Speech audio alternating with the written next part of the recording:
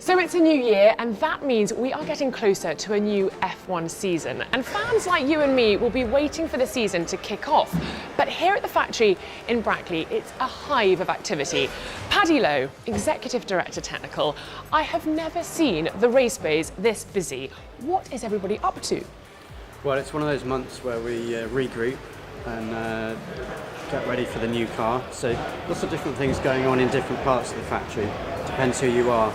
If you're in the drawing office, you're absolutely flat out. Many of those guys are working, 16 hours a day, drawing, desperately trying to get those drawings out to the dates that have been set. Meanwhile, the guys in production are busy trying to make the pieces just in time for the final delivery when we put the car together to go to the track. So that's in design and production, and then down in the race area, this is almost like their off season, where all the kit is replenished, refreshed, serviced. That 1 month in the year where you can do all those things that you never have time for during the season. So a bit of a spring clean going on here in the race bay. Would you say it is the busiest time for the factory as a whole, though? Absolutely, yes. January, February are notorious in Formula One. You come back from your Christmas holiday, stick your head down and get on with it, and hope you pop up to get some air in March.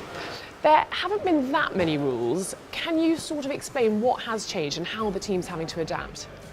Yeah, there are not that many changes, but some of them are quite significant. The first one concerns safety.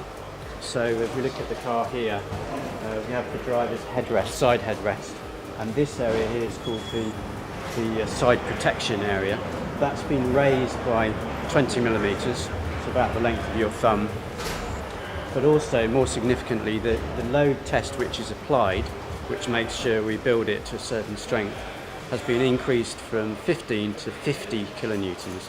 So imagine that, 15 to 50, very significant increase. Huge. So that's 5 tons of load put in at a place here, sideways, that the chassis has got to take.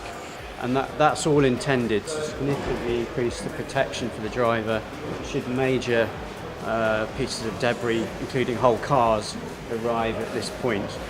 He has that much more protection.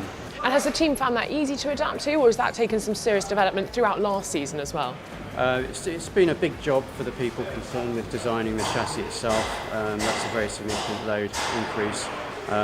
It's a matter really of how do you do it with a minimum intrusion to weight or aerodynamic surface. So as always, everything's possible, it's just how do you do it in the best way for the best lap time. The other big change that people will notice is the exhaust.